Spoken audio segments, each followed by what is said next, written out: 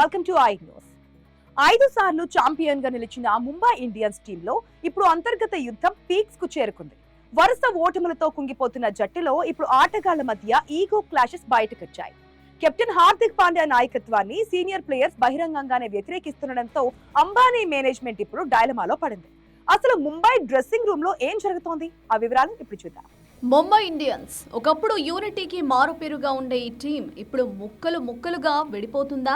తాజా పరిణామాలు చూస్తుంటే అవునని అనిపిస్తుంది. టీం వరుసగా విఫలమవుతుండటంతో యజమాని నీతా అంబానీ అత్యంత అసహనంతో ఉన్నట్లు సమాచారం. నిన్నటి మ్యాచ్ లో అది క్లియర్ గా కనిపించింది.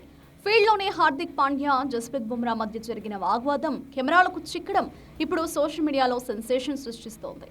బుమ్రా లాంటి కూల్ ప్లేయర్ కూడా హార్దిక్ తో వాదించాడంటే పరిస్థితి ఎంత దారుణంగా ఉందో అర్థం చేసుకోవచ్చు. డ్రెస్సింగ్ రూమ్ లో సీనియర్ ఆటగాళ్లు హార్దిక్ పాండ్యా కెప్టెన్సీ కింద ఆడటానికి సస్యమిరా అన్నట్లుగా వార్తలు వస్తున్నాయి. రోహిత్ శర్మ, బుమ్రా, సూర్యకుమార్ యాదవ్ వంటి కీలక ఆటగాళ్లు హార్దిక్ నిర్ణయాల పట్ల ఏమాత్రం సంతృప్తిగా లేరని, ఇదే విషయాన్ని వారు మేనేజ్మెంట్ కు కూడా స్పష్టం చేసినట్లు తెలుస్తోంది.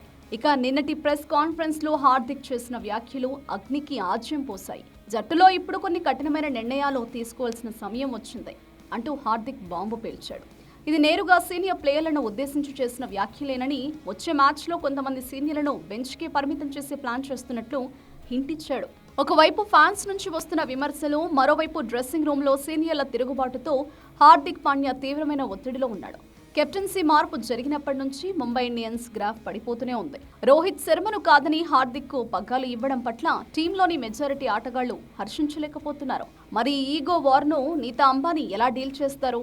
టీంను మళ్లీ గాడిలో పెట్టడానికి సీనియర్లను పక్కన పెడతారా, లేక కెప్టెన్సీలో మార్పులు చేస్తారా అన్నది ఇప్పుడు ఐపీఎల్ చరిత్రలోని అతిపెద్ద సస్పెన్స్ గా మారింది.